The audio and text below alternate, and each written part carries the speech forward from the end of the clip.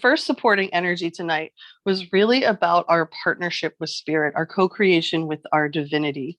And the lyrics were, "Here you go again, still out, still right, still not listening. How it's always been doesn't make it make any sense." And spirit is in telling us here that we're trying too hard to create what we desire without this nurturing, nourishing, life-giving power of spirit guiding the way. And this could be leading us into a creative slump, writer's block, or really facing monumental tasks that make us unable to decide the first step. So because we can't decide the first step, we're avoiding doing anything at all and feeling very overwhelmed. And spirit really wants us to know that we do not have to rely on ourselves alone. The next lyrics were, "Because I'm fine and then I'm out. I'm spinning round and round and I can't stop. I can't do this alone.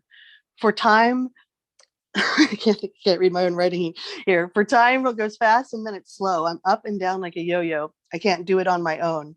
And I've tried and I can't pull the sword from the stone."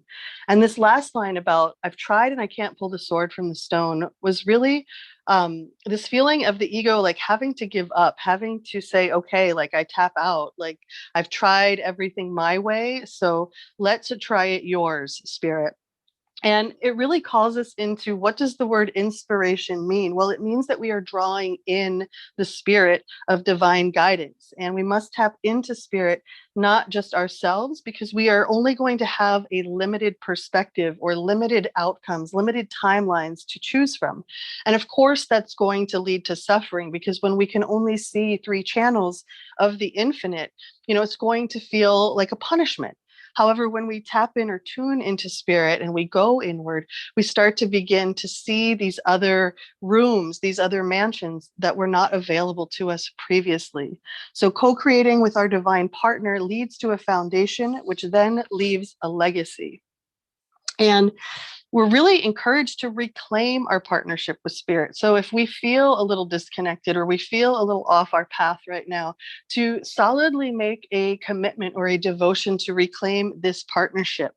That inspiration will flow as we get out of our own way. How can we open to the frequencies of devotion and gratitude, which allow us to access spirit and the inspiration and the joy that it brings?